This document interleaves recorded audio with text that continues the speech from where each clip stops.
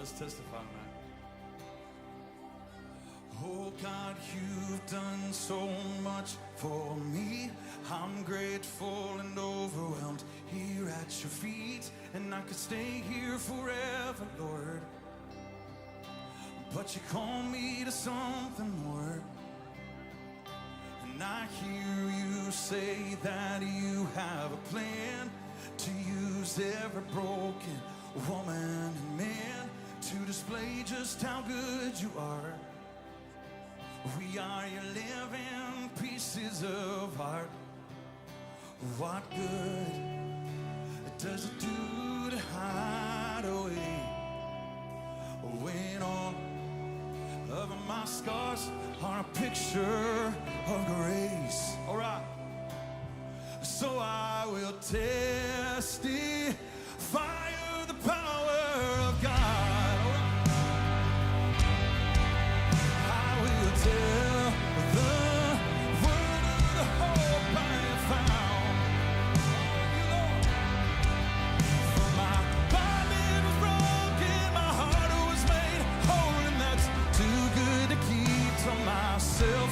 So I will testify of the power of God. Oh, do you believe it?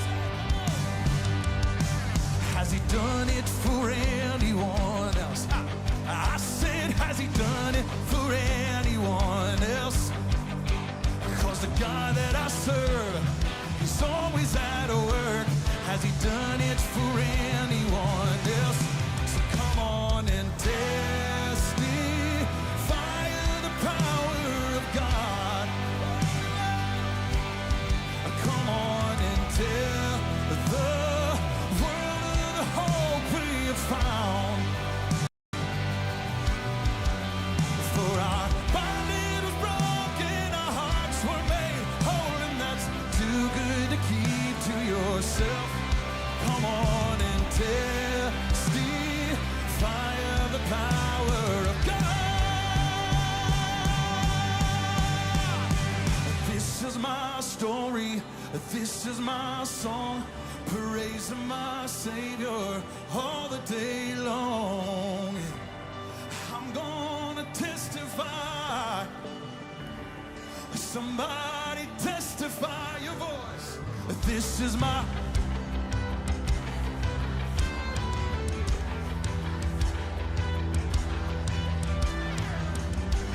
So I'm gonna testify. Somebody testify. Come on, take it up. Jesus, my champion, the victor of grace, the only one worthy of all of my praise. Yeah. So come on and testify. Oh, somebody lift him high. Come on, testify the power of God. I will tell the world of the hope I have found. Oh, for my body was broken, my heart was made whole, and that's too good to keep to myself. So I will testify of the power of God. Sing that. Oh, my body was broken, my heart was made whole, and that's too good to keep to myself.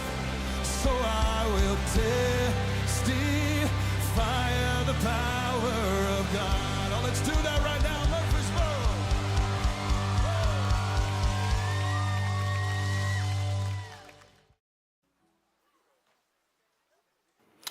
Hey guys, oh, camera's off again. Let me see if we can fix that. Goodness, I'll shrink it down, move it over. That's a little better. And like that. And yeah, as far as it pointing a little too high, I just have to deal with it. Anyway, so hope you guys are doing well this evening. I am feeling a little better. The ear infection is still driving me crazy. I can't hear a thing out of my right ear. I'm going into the doctor again tomorrow. We'll see what he has to say. But the fever and chills thing, that's gone. And basically, talking to the doctor, it sounds like the fever and chills could have just been an effect of the ear infection. So probably didn't have. So, and plus, nobody else in our house got sick, which is unusual. Usually, if one of us gets sick, at least two of the rest of us will as well. There's four of us in the house. So since nobody else got sick, chances are it wasn't a cold or flu or anything like that. Robert in the house says shalom, shalom, shalom, Robert. Also, of course, Arabic and street preacher, also known as Stan Lee, is here. Anybody else lurking or anybody that joins us later, welcome. So, tonight, we are going into the dreaded Leviticus 18.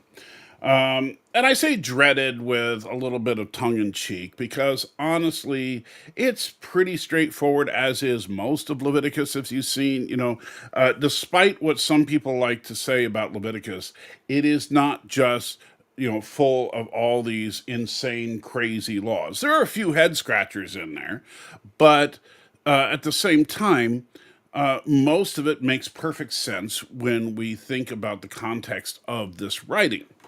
However, today we're going to get into one of the most contentious parts, not because of its moral truth and not because of its legitimacy in scripture, but because modern society doesn't like it. And that is sexual practices. They say, why does God need to, keep track of what I do with my genitals? And the honest answer is, I don't know. Because he wants to. It's his universe. He designed you, and he designed you for a purpose, and maybe he doesn't like it when you violate that purpose. But at the same time, it's you just because you don't like it has no. And by the way, this is an argument atheists use all the time. Just because you don't like something, that has no bearing on whether it's true or not, right? And so this section, while I understand it can be challenging if you really want to hold tight to the values of a modern society, I would say this: if you cannot reconcile the fact that some of these things are in fact listed as sinful, then don't be a Christian. Because you can't just pick and choose what to believe. If you do pick and choose what to believe, then you're setting yourself up for something awfully darn bad on the other side of this life. So you might as well just, party hard and enjoy what you got because, yeah. I'm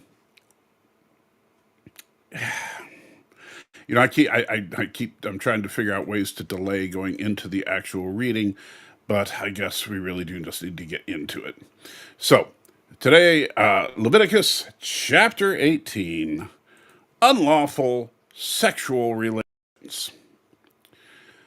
Oh boy. The Lord said to Moses, "Speak to the Israelites and say to them, I am the Lord your God. You must not do this, you must not do as they do in Egypt, where you used to live, and you must not do as they do in the land of Canaan, where I am bringing you. Do not follow their practices. You must obey my laws and be careful to follow my decrees. I am the Lord your God. Keep my decrees and laws, for the person who obeys them will live by them. I am the Lord." Now, that's a great way to start this because a lot of people say, why are these particular sexual relations even listed and certain other sexual relations, which we all would agree are horrible practices, are not listed? But notice it's very, very specific here. He's saying, do not be like they were in Egypt and do not be like they are in Canaan. And so these are all common practices among the Egyptians and the Canaanites at that time. And so God is very much saying, this ain't going to fly with Israel. So don't let their culture influence your culture, which ironically is exactly what's happened to Christianity in the 21st century, is that the culture of the world has influenced Christianity to the point where we don't even think certain things are sinful even anymore. Even hard conservative, fundamentalist Baptist types, there are things that they throw a pass at just because of societal changes. It's like you saw all sorts of people stand as far as the Christian community getting all upset anytime there's a gay character in a movie or TV show. And yet, these same people aren't making a big fuss about the fact that very few of the people in these same movies and TV shows that are having sex are married. And so, and that's, by the way, just as bad. In fact, not committing adultery is in the Ten Commandments. Now, some people, and I think that it's backed up by what happens in the book of Acts, but will argue that thou shalt not commit adultery, being one of the prime 10, is kind of a placeholder for all sexual immorality. And I think there's some truth to that, but at the same time, adultery was like his number one concern when it came to sexual practices. The rest of the stuff is mostly put in here because he knows that the culture is going to want to do this, but you should not. And like some of these things we might find repugnant today. However, there are lots of people that are doing stranger and stranger things today when it comes to sexuality.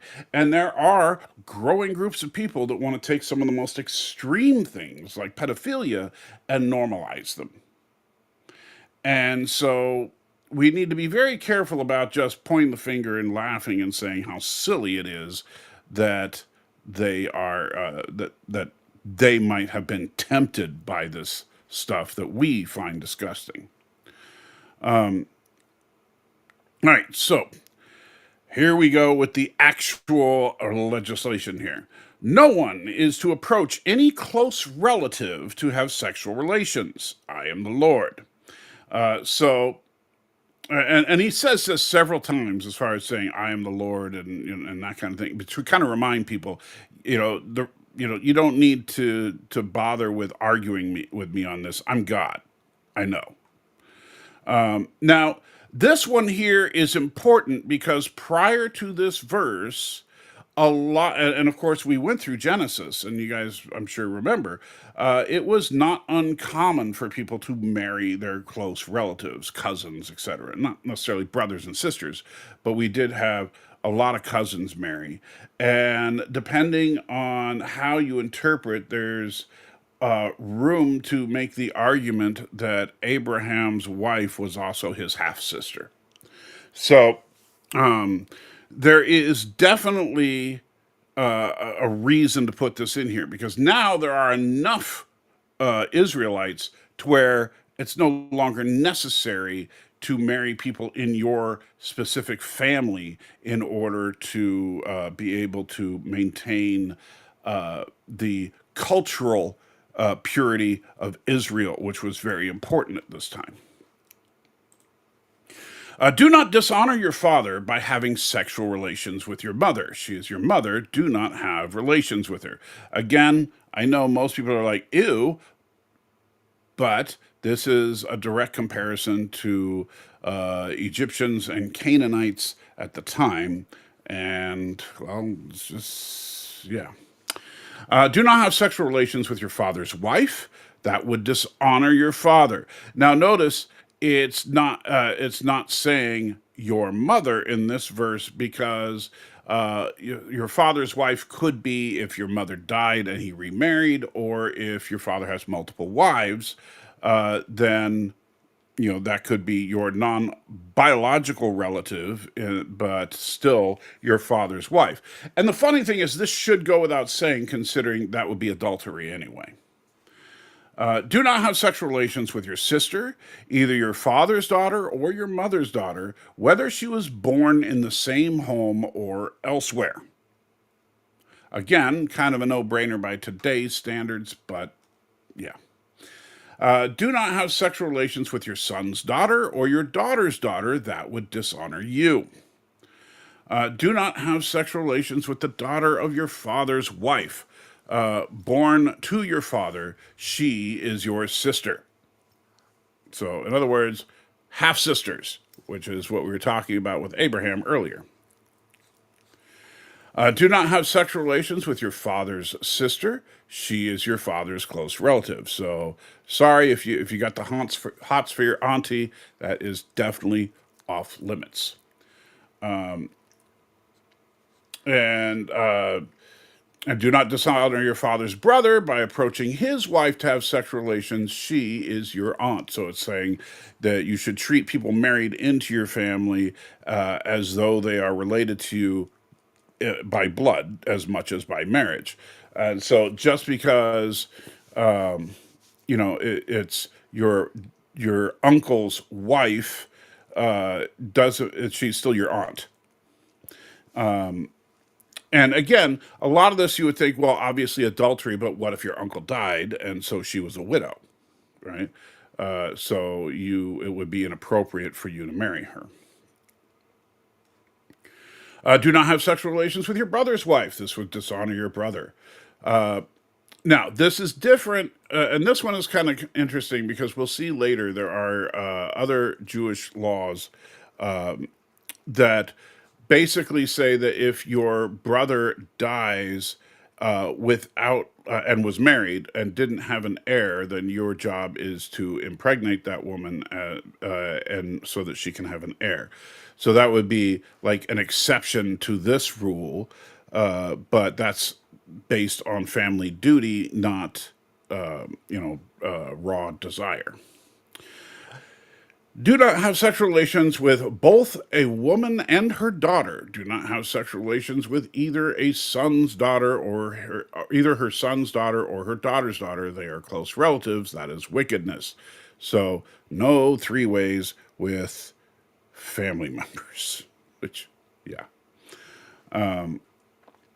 Now, some people will argue that this is not a prohibition on three ways, but whatever.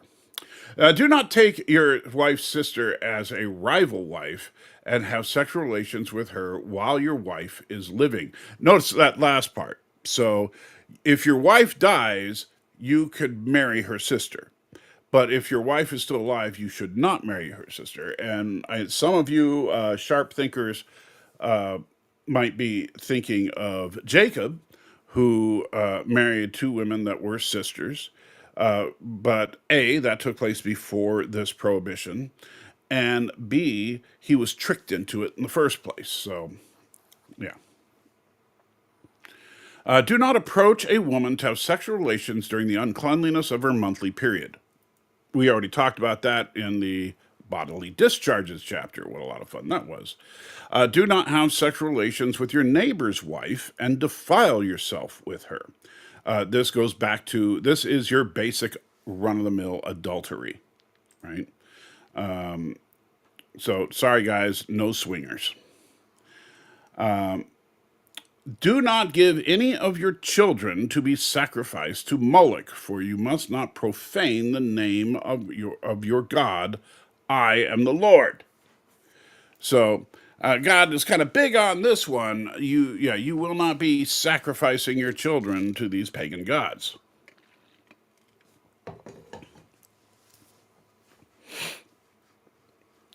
Let's see. Do not have sexual relations with a man as one does with a woman. That is detestable. So here we go. This is the one that gets everybody's, panties in a bunch. Because this is flat out saying that homosexuality, the action, not necessarily the desire, but the action, is in fact a sin. Now, some people will argue that this is not a prohibition against lesbianism. However, lesbianism is directly addressed in other parts of the Bible. So, sorry, you don't get a get out of jail free card for that one. So, there are a lot of people that simply ask the question, why? If two people of the same gender love each other, care about each other, want to have a committed monogamous relationship for the rest of their life together, what's wrong with that? And if you ask me that question, I will tell you the honest truth. I have no idea. I do not know why God finds this detestable. Some have theorized that it was because, of course, it goes against the natural order of things in that the sexual act is supposed to be something used for reproduction. However, it's not exclusively for reproduction. And despite what certain religious orders say, the Bible does not prohibit having sex for fun. It just says it has to be within the confines of marriage. And so we need to be very, very careful about, you know, trying to throw ad hoc reasons for this law. Because if we say, and a lot of times, atheists and others will use that where you say, well, obviously the primary purpose for having sex is to reproduce. And then you say, well, wait a minute. What if one of the two is sterile, right? If the man is infertile or the woman is barren, should then they never have sex? And the answer to that, of course, is no. And again, that is in other parts of Scripture. But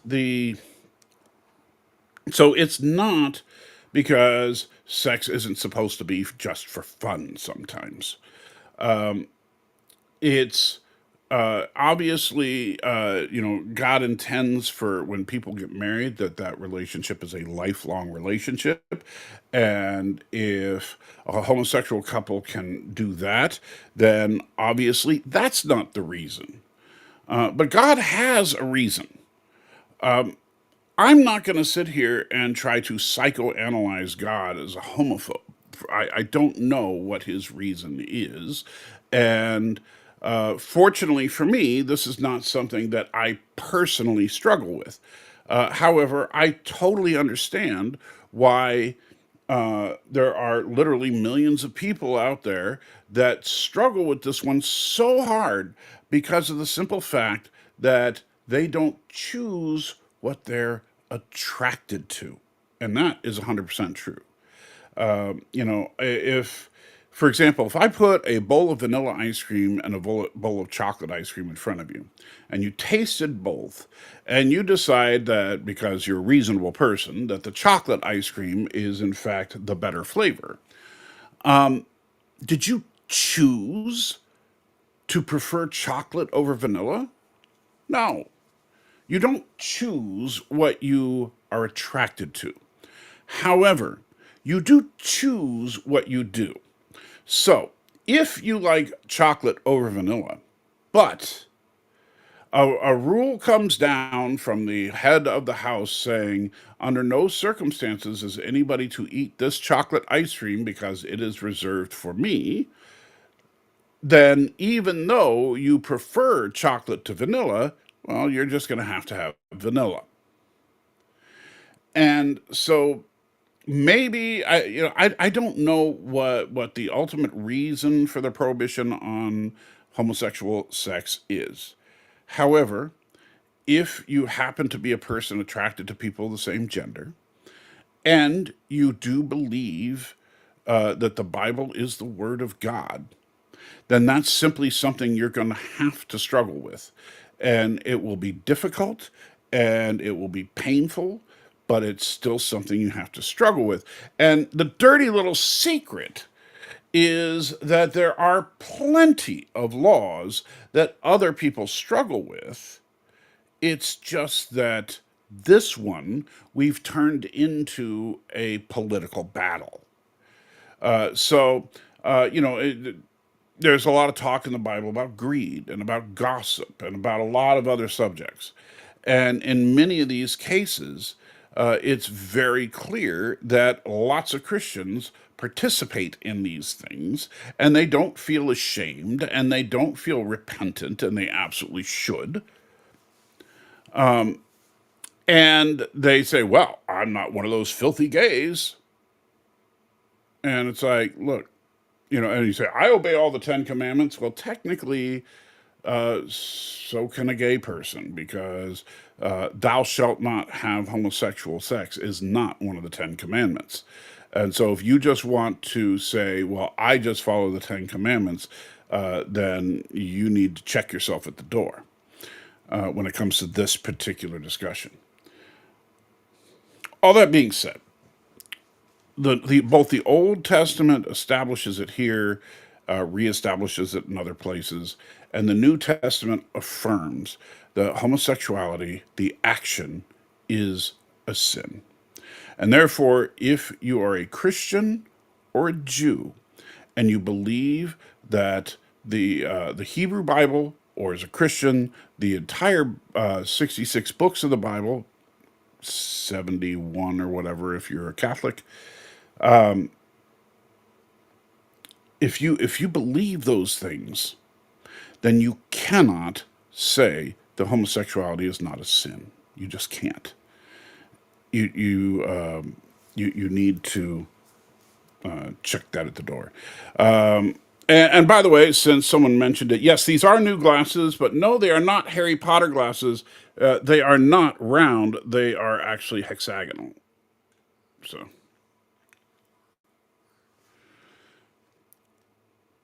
all right.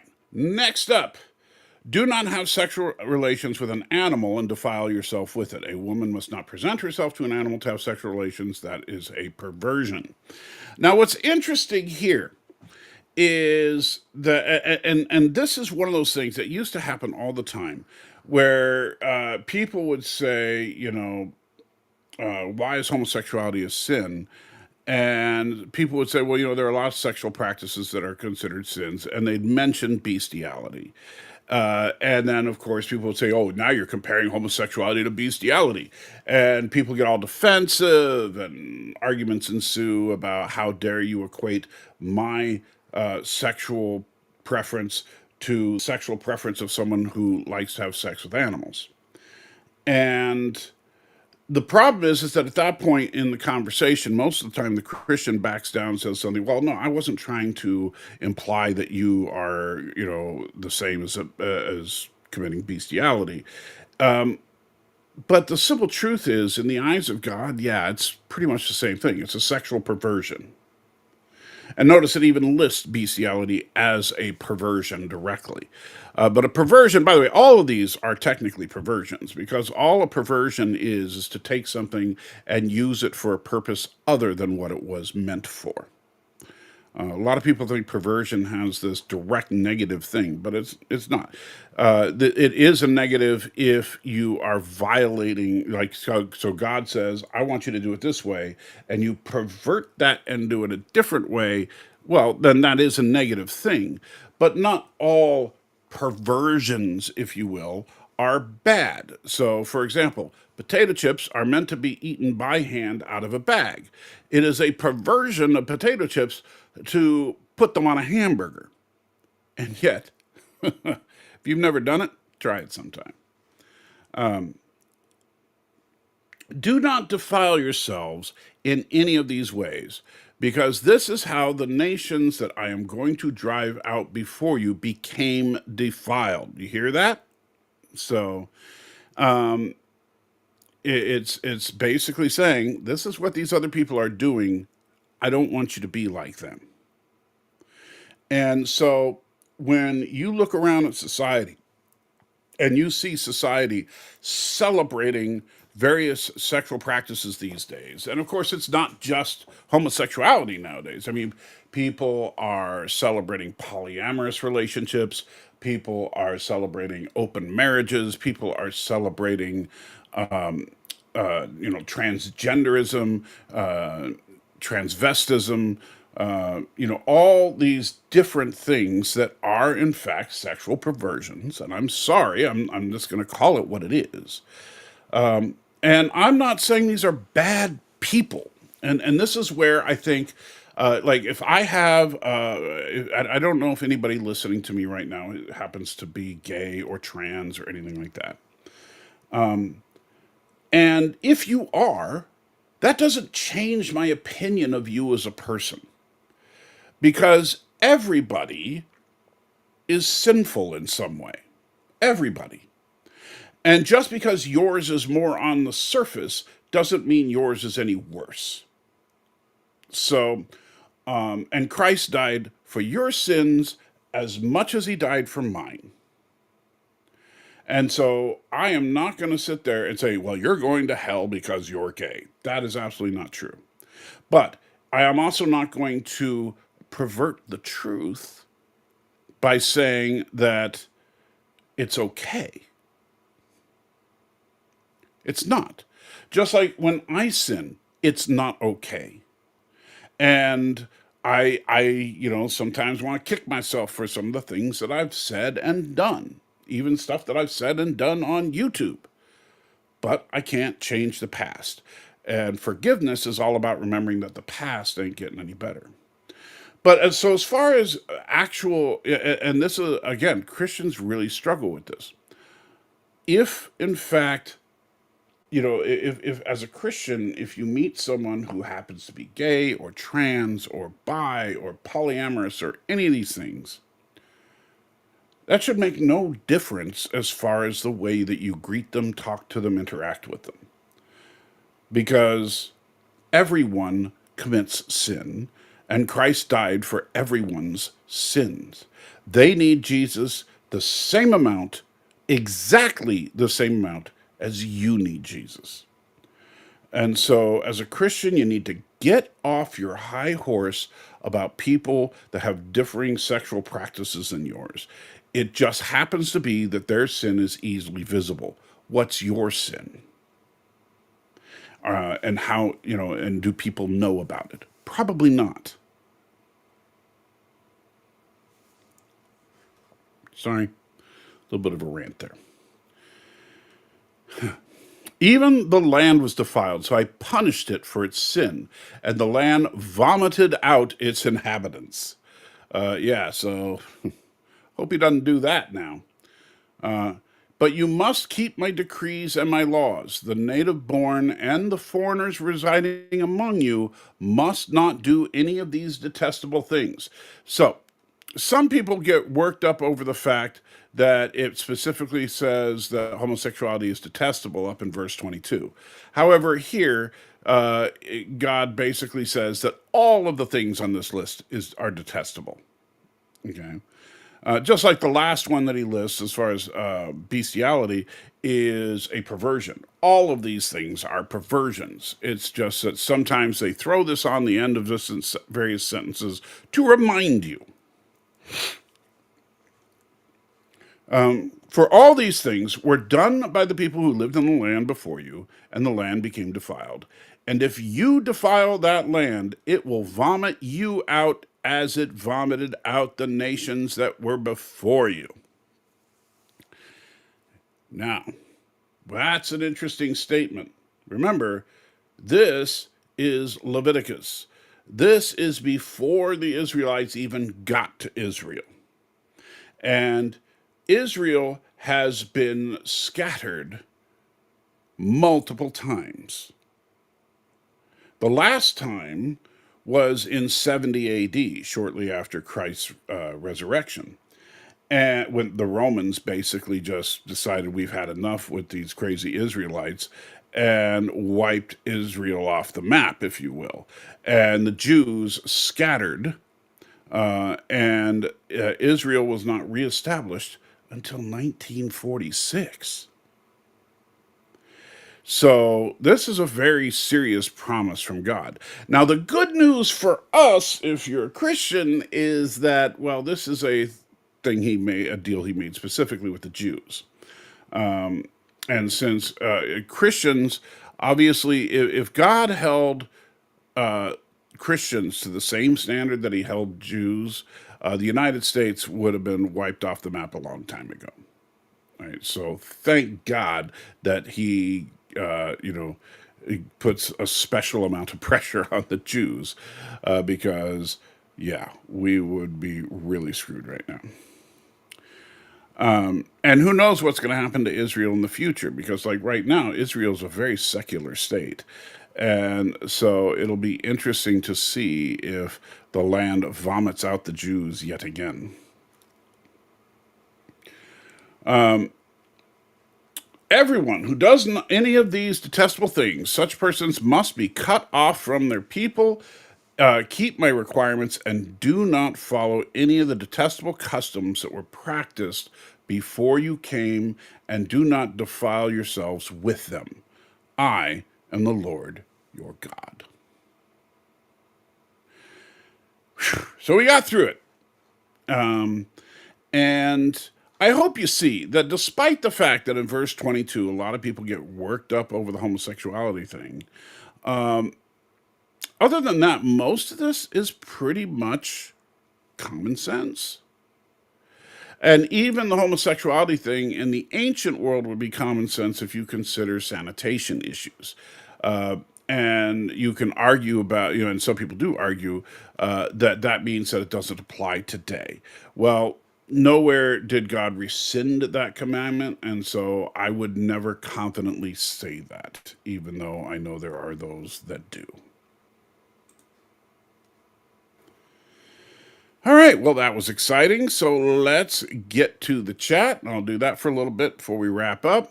Since the ear is still really messed up, I probably won't be on too long, but I'm going to try to go as long as I can. All right, so Stan says he's a bit like George Lucas.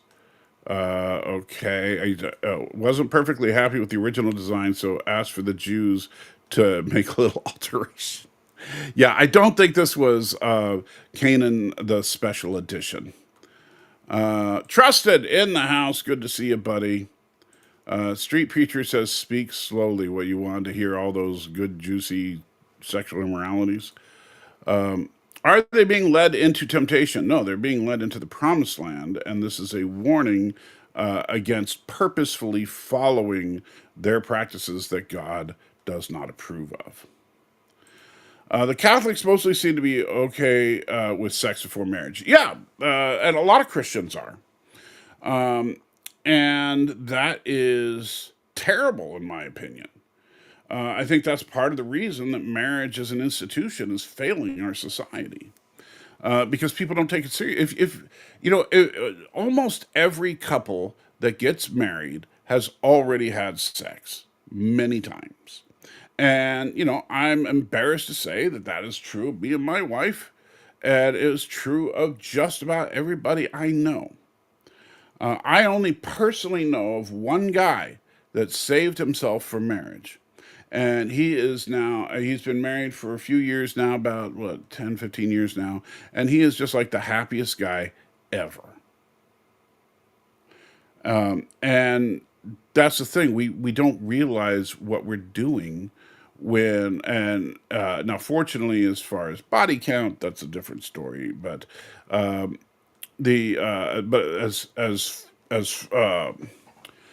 don't realize what we're doing when we have sex with people we're not intending to marry, because that means that forever you are sharing your spouse, your future husband or wife, with that other person you had sex with, which means that if you just had sex with one other person, then now that intimacy with your spouse is cut in half. Now think about people that have sex with 30, 40, 50 people before they have sex. And there are people that are out there bragging about body counts in the hundreds. Let's see. The Supreme Court having conservative majority, they haven't overturned same-sex marriage. And I hope they don't. To be honest with you, Robert, with all the stuff that we're just talking about, the United States is not a theocracy, and I don't want the United States to be a theocracy. And so, if you're going to pass laws based on whether they pass the biblical standard, then you got to start asking, well, wait a minute, whose biblical standard? Because there are some Christians that believe that all the laws of Moses should be followed. There are some Christians that only believe the Ten Commandments should be followed. There are some Christians that don't believe that any law from the Old Testament is important at all. And so, whose interpretation are you going to use? And what are you going to do when the next administration has a different interpretation than the last administration? So no, I do not want to live in a theocracy, and I do not think that if something is solely a moral issue, as homosexuality is, there is no like if two consenting adults that happen to be the same gender want to have sex, it is not the government's business. And if you're going to discriminate against those people in issuing marriage licenses, then that is a violation of the Equal Protection Clause. So, despite the fact that I do, as a person who's a believer, I would never condone a church actually performing a same-sex marriage or blessing a same-sex marriage. I absolutely do believe that the government should allow it. Does he mention sisters? He did, yes. You may not have heard it, but if you had your ears covered, sorry, Stan, your sister is off limits, as is your dad's sisters and your mom's sisters. Godson's at church doing classes. Steve Burns versus Mr. Rogers. Well, Mr. Rogers, there's an old saying, kill him with kindness, and Mr. Rogers is so kind that he would kill anybody that had ill intent for him. In fact, I think that even to have ill intent, genuine ill intent for Mr. Rogers, is a leading cause of spontaneous combustion. Isn't it just a procreation thing? Multiply. Well, I don't think the thing is that's a. I wouldn't say that's out of the question as being an explanation for it. However, it never says that, and so I don't. And I'm very cautious about reading into the text things that are not there. I was listening to this video sent to me by my wife's dear friend, who tends to listen to things. Trying to think the right way to say it. She's a little naive when it comes to when she hears someone who presents themselves well and gives an argument about something. She tends to not be skeptical enough, we'll just say. And this guy was saying that based on just a couple of things in Genesis, that absolutely shows that God made aliens on other planets before he made humans. And so there are aliens in the Bible. But whatever. But have you had something you didn't like at first, and then after trying it a few times, you developed a fondness for it? Yes, that's actually not something that is all that uncommon. And even things that, like, for example, when people talk about math class, right? And they, oh, I hate math class.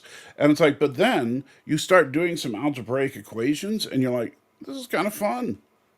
And I know that sounds weird to most people because they never tried to have fun doing it.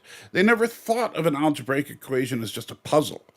And so, because of that, they hated math all the way through and they missed out on a whole lot of fun they could have had in school. And I was one of those people. In high school, I detested math class, but now I really enjoy it, which is why I'm going to probably be taking calculus in the next couple of years. Like I used to hate raw tomatoes. Well, raw tomatoes, you're a sick man.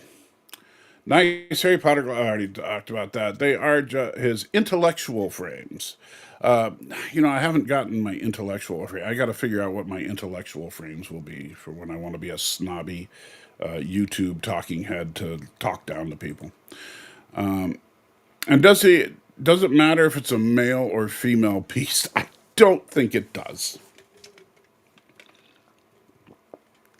Because notice he says that men can't have sex with animals and women cannot present themselves to animals for sex. And I think that's because with men, the way that the biological designs are, you can basically force yourself on an animal very easily. As and that's why most rapists are men. Where women have a little bit more difficult time forcing that kind of thing. And so it's more of a presentation and see if the animal will do it. And since animals are stupid, yeah. Trek reviewers in the house, good to see you. Street Preacher says, Daddy's salty. Not sure why.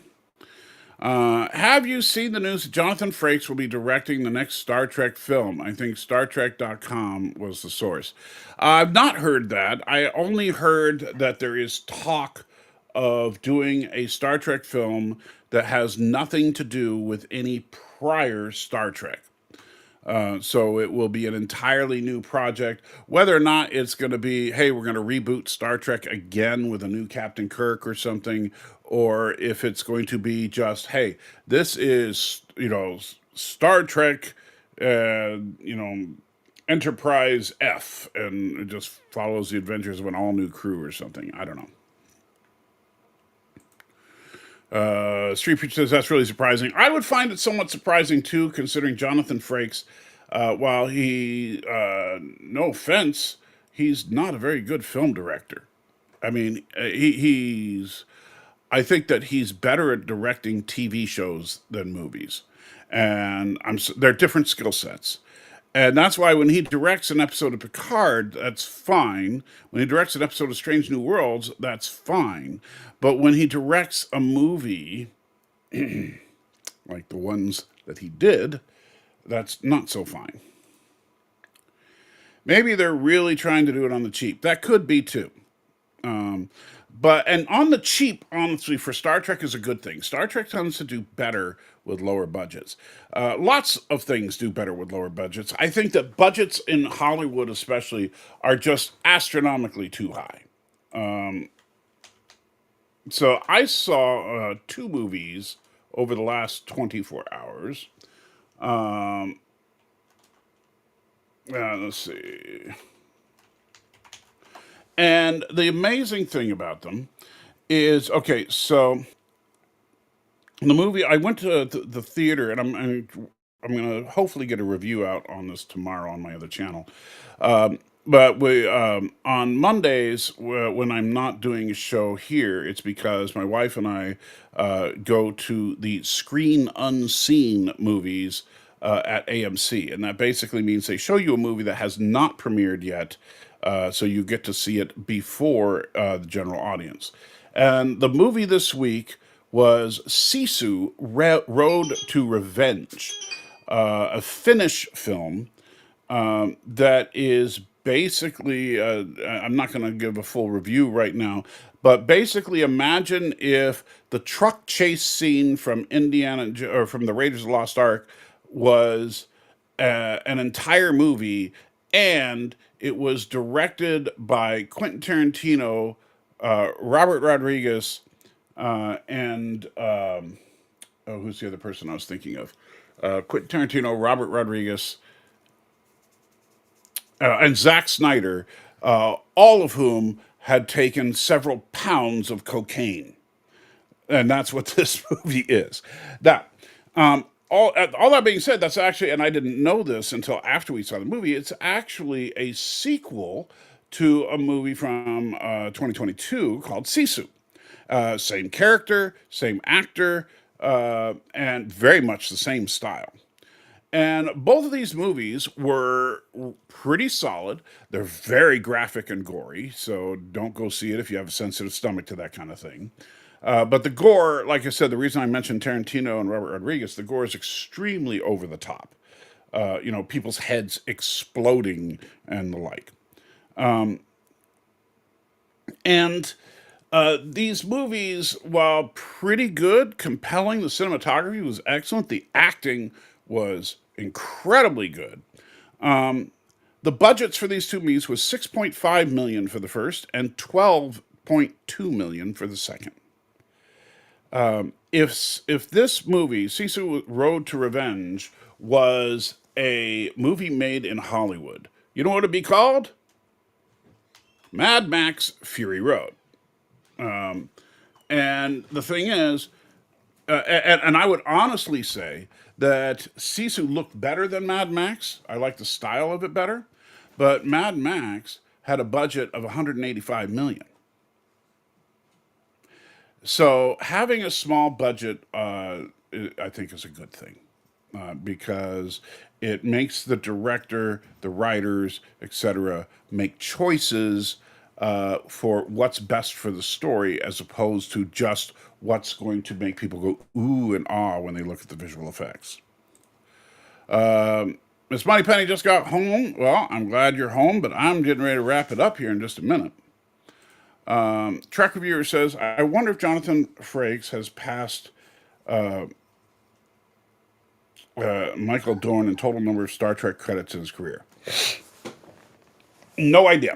I doubt it though, because Dorn's got a lot on Deep Space Nine. Will you tell Mom if she wants, she can go ahead and start the chicken. I'll be out soon. Bob Ross versus Mr. Rogers. See, now that's an interesting one, but again, if you try to attack Mr. Rogers in any way, you will burst into flames, and that includes Bob Ross's magnificent hair. So Bob Ross loses. I don't think even Mr. Bean could defeat Mr. Rogers. And let's see, Pac-Man versus Oscar the Grouch. Well, that would depend on if Pac-Man had power pellets or not. Well, actually, I don't. I think Oscar wins, to be honest, because Pac-Man, is great against really stupid ghosts. But Oscar, he lives in a trash can in New York City. He's pretty tough. Toho Godzilla versus Monsterverse Godzilla. Depends on which Godzilla, honestly. Like if you look at Godzilla -1, which is my favorite Godzilla movie at all, also made on a very, very low budget. I think it was made on a budget, like I can't remember, it was 15 or 25 million, and it looks almost as good as the 200 million MonsterVerse movies. But the Godzilla -1, his atomic breath literally left a mushroom cloud and destroyed whole sections of the city. That Godzilla has the most powerful attack of any of the Godzillas. So I would probably give it to that one. But if you're talking about Godzilla from the 1960s, 70s, 80s, 90s, or early aughts, I would probably give it to MonsterVerse Godzilla.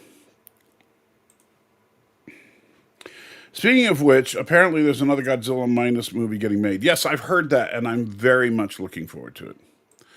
Stan saw the first Sisu. I did not see. Oh, or Mad Max Fury Road. Yes. The question. The question is it really cheap if it is because Frakes, because he's already done several Trek movies and episodes. But the thing is, most of Frakes' directorial work, if memory serves, has been in the modern era of Trek. Let me see. I'm bringing up his IMDb right now just to kind of take a look. Credits we want. Director, he has 50 credits as a director, which is crazy. Let's see. All right. So yeah, yes. Of the 47 things that he has directed that are already out, because he has 3 things that are all in pre-production. By the way, Star Trek is not listed here. But we have. I'm trying to see. So there's one thing here. 1, 2, 3, 4, 5, 6, 7, 8, 9, 10, 11, 12, 13, 14, 15, 16, 17, 18, 19, 20, 1, 22, 23, 24, 25, 26, 27, 28, 29, 30, 31, 32, 33, 34, 35, 36, 37 that were not Star Trek. So 10 were Star Trek. Now, of those 10 that were Star Trek, one was a video game, and I've never played it, Star Trek Klingon.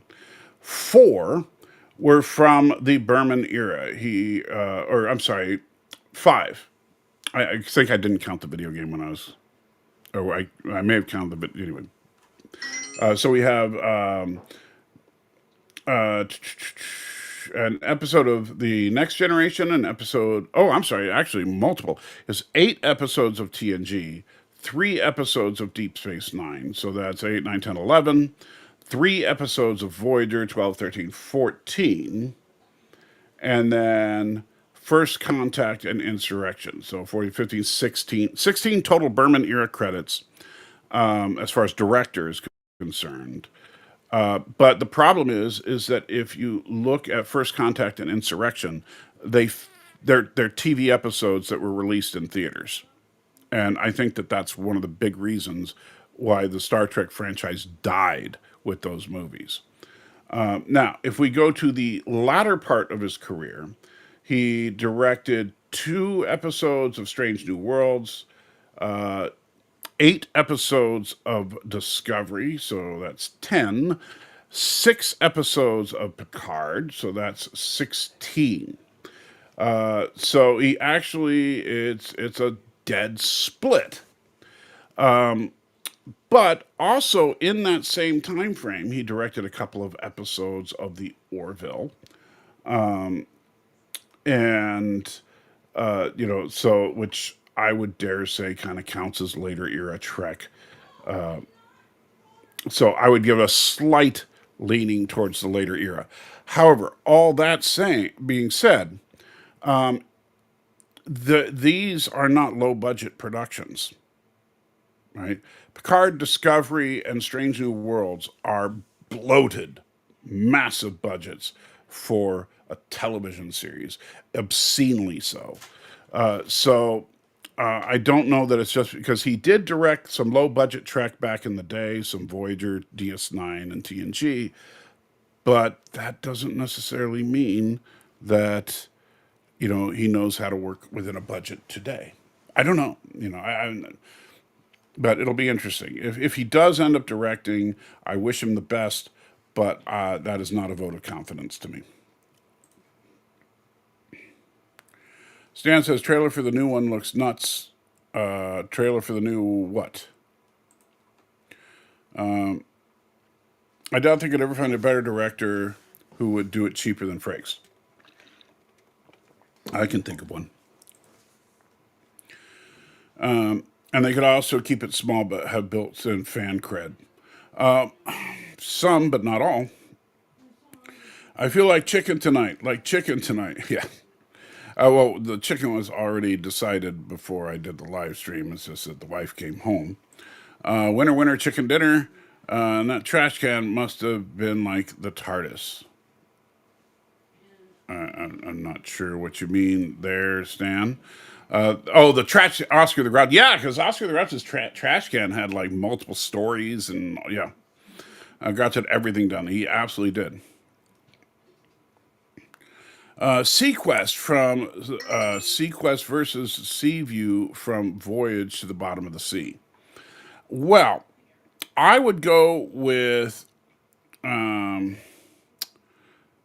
that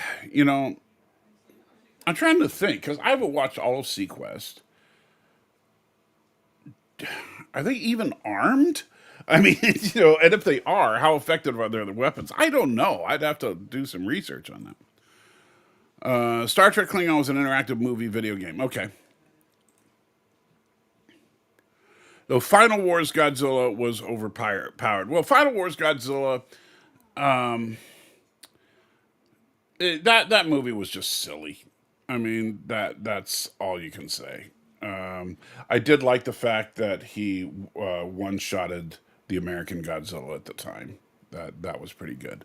But yeah, Godzilla. If you haven't seen Godzilla Final Wars, it is the the UFC of Godzilla movies. It's absolutely ridiculous.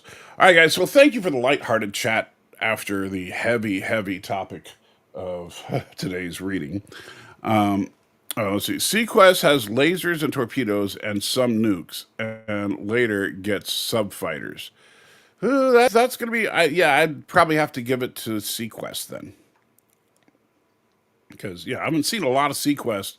I just know that Matthew hated Sequest because of the fact that they had a smart dolphin on it, and Matthew, for some reason, hates dolphins.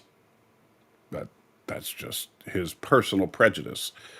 Just because he's a bigot, that's just the kind of guy he is. All right, anything else before I wrap it up here?